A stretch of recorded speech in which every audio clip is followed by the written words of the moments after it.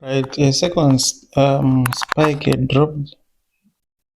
Um, you knew the first one, the second one dropped, and they still decided to leave it. Though I know it's in a buy trend, but due to resistance, I think it might drop. Hmm? Otherwise, there's no actual structure for a sell here. It's only in a buy trend, so we'll see how it will go.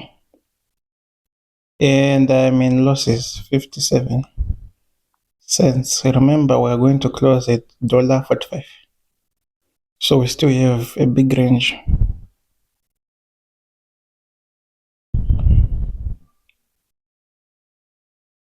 Right, we had another drop because of the resistance. You see? The resistance, mama. Now this is now interesting. Yeah, so far I think Deriv respects support and resistance lines.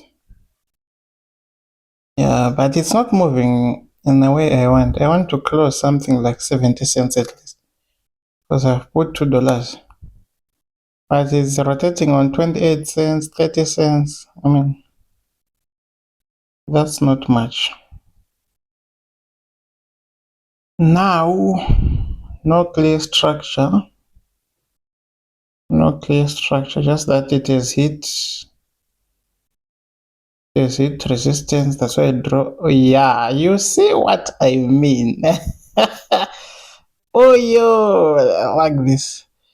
Yeah, let me put a stop loss on. This is a stop loss, really. Yeah, it will be a stop loss when it's going up.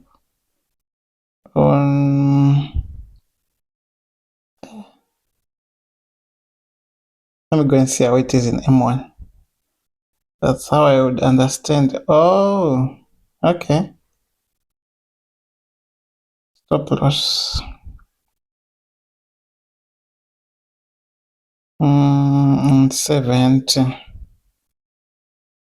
70 cents.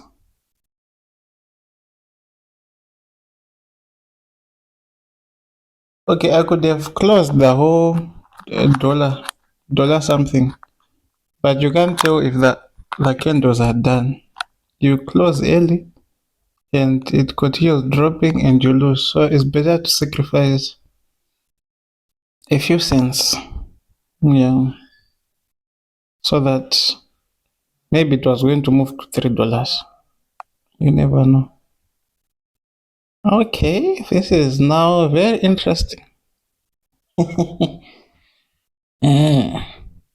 So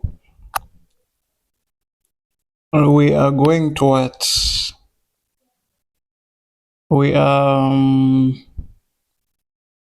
going to wait for another structure so that we put new resistant lines because it has created a new low. This drop created a new low, so yeah.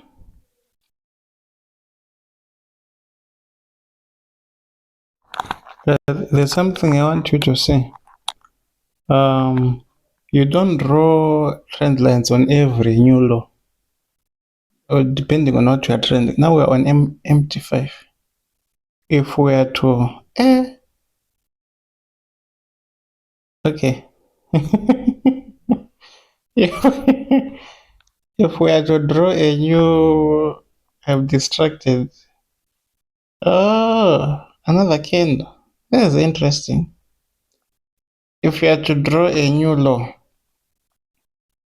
it will be the second candle. You see, there's this candle that is dropping. The second one. I mean, the second candle is almost the same with the former trend lines we've put, so you ignore it. You don't do much on that.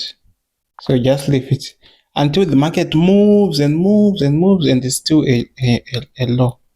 That's when you can do that. Yeah. 357. This is tempting. I can close, but let's wait. Rather, let me shift my stop loss. More money. Let me put it on $1 at least. Because we've worked for this thing. On $1. Yep. So officially we have $3 in the account. Officially. Mm.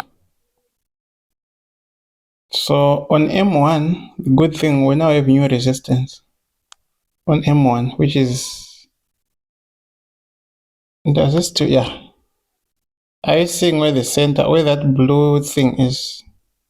There's this cross, the blue cross. So our new resistance will be here. If the market is to really follow it, it's going to bounce and fall again. But it's not a guarantee. But that's where you draw it, because wait, no? New resistance will be on this blue candle. You see we have a new low on the red one, right?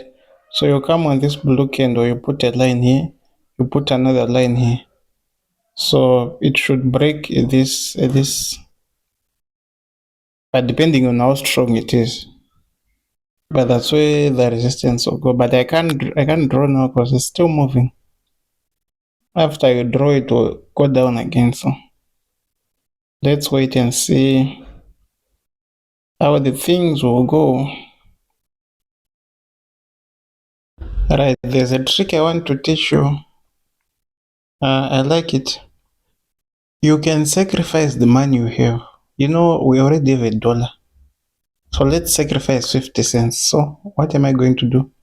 I'm going to open same position, a sell, but I would have increased.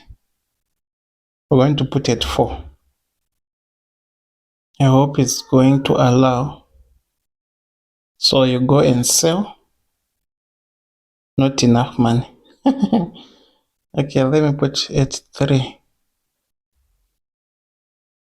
H3, not enough money. So it only wants to. Not enough money again. Is there anyone? Okay, so I think it needs us to be in $4 for us to do that. But what I wanted to do is I wanted to sacrifice 50 cents since we have $1. So I open a position, then you put your stop loss on 50 cents.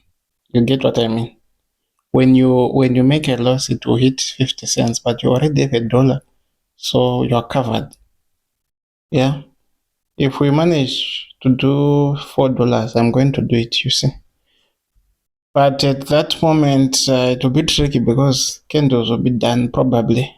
But we'll see. We'll see how the structure will be like.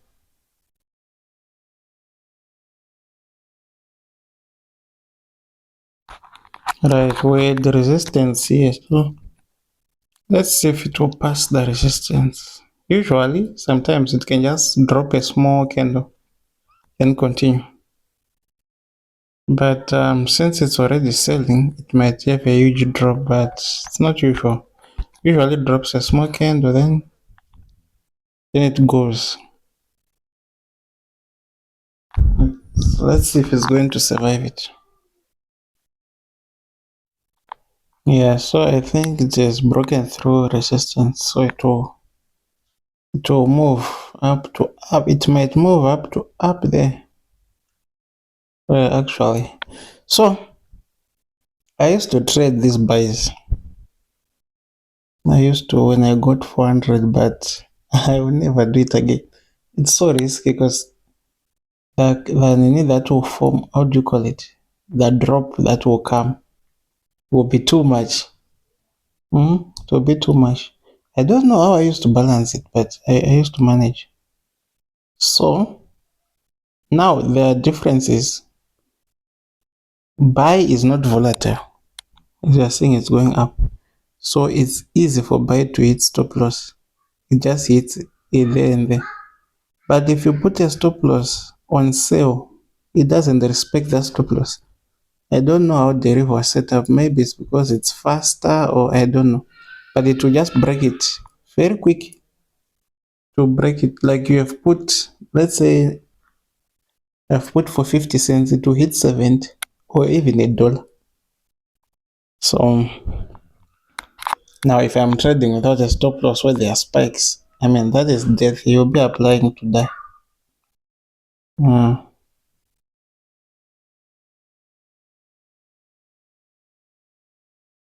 Wait.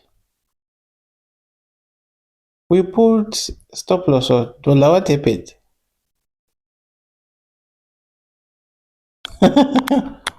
This was supposed to be on $1.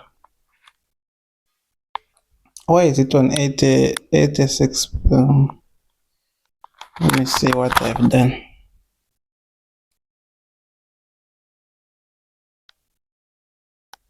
70. We didn't shift it to dollar. I shifted it to dollar, but it didn't. It didn't. I want to close, but now it's in a spiking range.